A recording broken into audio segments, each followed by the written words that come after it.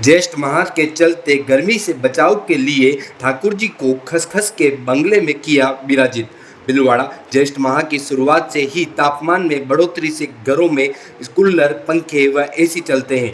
उसी तरह ठाकुर जी की भी गर्मी को देखते हुए पूरे महीने शीतल सेवा आरंभ होगी। ग्रीष्म ऋतु के भाव से ज्येष्ठ माह में ठाकुर जी की सेवा चाकरी की जाएगी।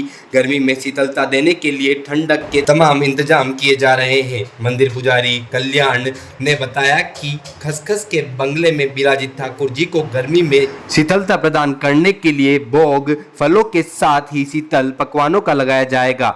इनमें श्रीखंड, तरबूज, खरबूज, आम आदि के साथ ही ठंडाई व शरबत शामिल है। गर्मी में पूरी पोशाक के बजाय अंगरखी धारण कराई जाएगी।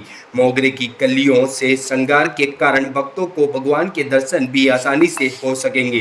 पूरे महीने आने वाले विशेष दिनों जैसे गंगा, दशहरा, निर्जला एकादशी आदि पर मंदिर पर विद्युत के साथ ही फूलों से विशेष सजावट की जाएगी। इस विशेष आयोजन के दर्शनार्थ शहर के साथ विभिन्न कॉलोनियों से भी बड़ी संख्या में श्रद्धालु दूधाधारी गोपाल मंदिर पहुंचते हैं।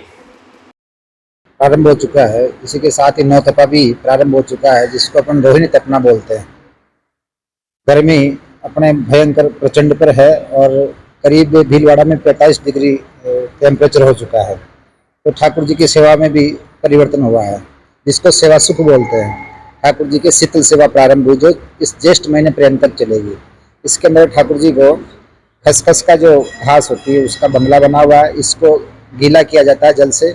इसकी जो ठंडी हवा निकलती है उससे ठाकुर जी को शीतलता प्रदान होती है। ठाकुर जी के जल के लिए सुराही, जो पहले मिट्टी की बनी होती थी जिसमें जल ठंडा रहता है, उसकी व्यवस्था की गई है।